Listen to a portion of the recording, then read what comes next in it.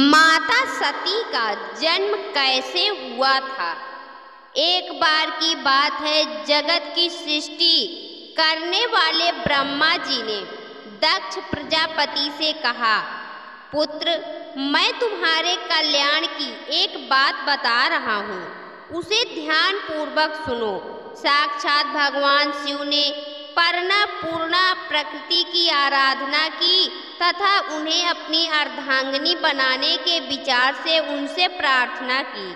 आदि शक्ति जगदम्बा ने भगवान शिव की वह बात स्वीकार कर ली, अतः वह महेश्वरी कहीं न कहीं जन्म लेकर शिव को पति रूप में अवश्य प्राप्त करेंगी। वह प्रकृति तुम्हारी पुत्री के रूप में उत्पन्न होकर शंभु की भार्या होवे। इसके लिए तुम अति कठोर तपस्या के द्वारा भक्ति पूर्वक उनसे प्रार्थना करो। वह इस लोक में भाग्य से जिसकी पुत्री के रूप में उत्पन्न होंगी, उसका जीवन सफल हो जाएगा। दक्ष बोले, पिताजी, मैं आपकी आज्ञा से निश्चित रूप से वैसा ही प्रयत्न करूंगा जिससे वह साक्षात प्राकृतिक रूपा जगदम्बा मेरी पुत्री के रूप में जन्म ले। ब्रह्मा जी से आज्ञा लेकर दक्ष प्रजापति ने क्षीर सागर के तट पर जाकर माता जगदम्बा की प्रसन्नता के लिए 3000 वर्षों तक कठोर तपस्या की। दक्ष प्रजापति की तपस्या से प्रसन्न होकर माता जगदम्बा ने उन्हें दर्शन दिया और उनकी पुत्री के रूप में जन्म लेने का वरदान दिया। तदंतर दक्ष पत्नी प्रसूति ने शुभ दिन में एक कन्या को जन्म दिया। वह कन्या भगवती पूर्णा ही थी। वह कन्या गौरवपूर्ण थी और उसकी आभा करोड़ों चंद्रमा के समान उज्जवल थी। उसके खिले हुए कमल के समान बड़े बड़े नेत्र थे और उसका मुख अत्यंत सुंदर था। उस कन्या को देखकर दक्ष अत्यंत प्रसन्न हुए और उसका नाम सती रखा। वह कन्या शुक्ल पक्ष के चंद्रमा की भांति दिन प्रतिदिन बढ़ने लगी। जब दक्ष पुत्री सती थोड़ी बड़ी हुई, तब पूर्व के व्रत के अनुसार भगवान शिव को पति रूप में प्राप्त करने के लिए उनकी प्रसन्नता के निमित्त शास्त्र वर्णित विभिन्न प्रकार के व्रतों द्वारा कठिन साधना करने लगी। वह कभी निराहार रहती, कभी रात्रि जागरण करती, कभी विशेष पूजा करती तो कभी नियमित जप में लगी रही। इस प्रकार अपनी इच्छा से मानव रूप धारण करने वाली वह देवी दृढ़ता पूर्वक उत्तम व्रत का पालन करती थी।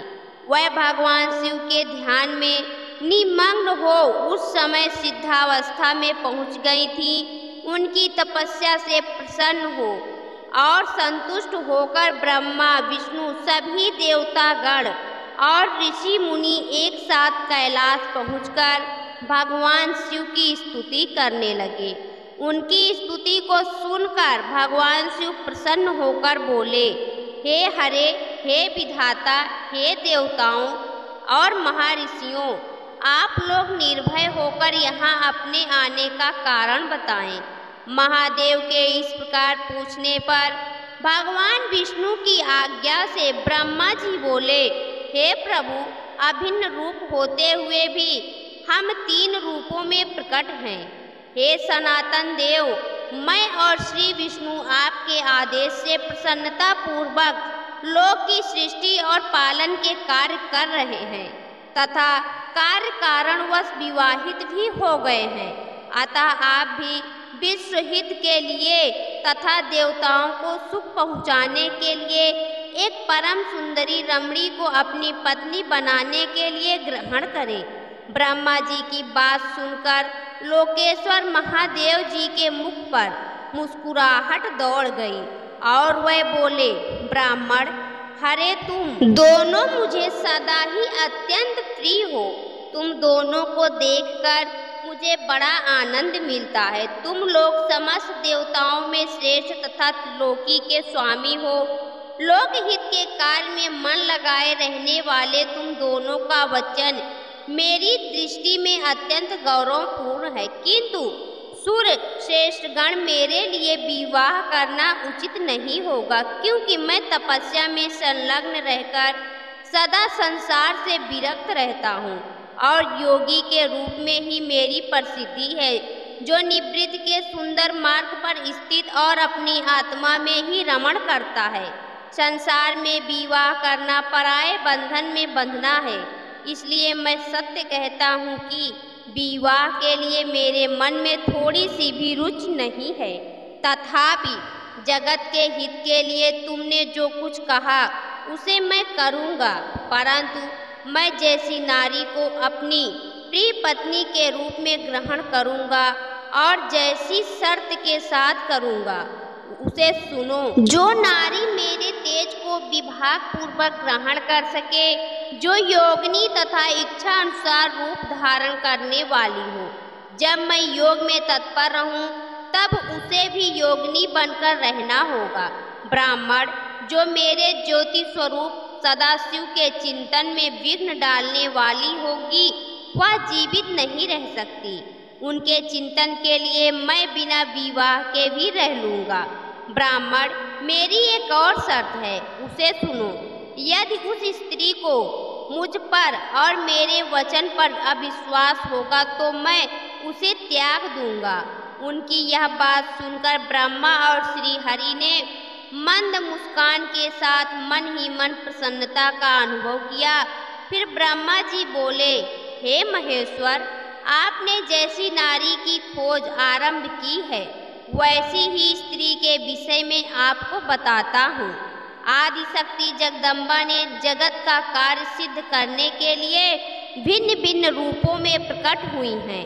प्रभु सरस्वती और लक्ष्मी ये दो रूप धारण करके वह पहले ही यहाँ आ चुकी हैं। इनमें लक्ष्मी तो श्री विष्णु की प्राण वल्लभा हो गई और सरस्वती मेरी।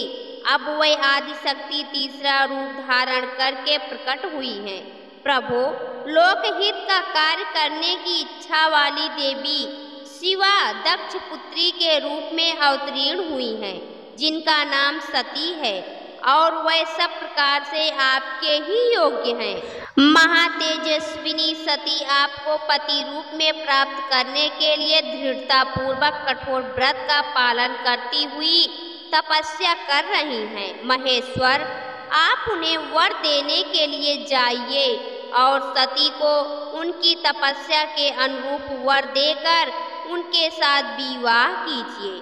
हे शंकर, भगवान विष्णु मेरी तथा इन सभी देवताओं की यही इच्छा है। तब भक्त वत्सल भगवान शिव ने हंसकर कहा, बहुत अच्छा, ऐसा ही होगा। उनके ऐसा कहने पर सभी भगवान शिव से आज्ञा लेकर अपने अपने स्थान को लौट गए। उधर सती ने अश्विनी मास के शुक्ल पक्ष की अष्टमी तिथि को उपवास करके भक्ति भाव से परमेश्वर शिव का पूजन किया। इस प्रकार नंदा व्रत पूर्ण होने पर नवमी तिथि को ध्यान मग्न हुई। सती को भगवान शिव ने प्रत्यक्ष दर्शन दिया और उन्हें मनोवांछित वर प्रदान करके कैलाश लौट गए। इसके बाद भगवान शिव के स्मरण करने पर ब्रह्मा जी कैलाश पहुँचे और शिव जी की आज्ञा से विवाह का प्रस्ताव लेकर प्रजापति दक्ष के पास गए। प्रजापति दक्ष को इस विवाह का प्रस्ताव सुनकर अपार हर्ष हुआ और उन्होंने प्रसन्नता पूर्वक इस विवाह की स्वीकृति दे दी। तत्पश्चात वैवाहिक विधि से बड़े धूमधाम के साथ चैत्र मास के शुक्ल पक्ष की त्रयोदशी तिथि को भगवान शिव देवी सती का विवाह हुआ।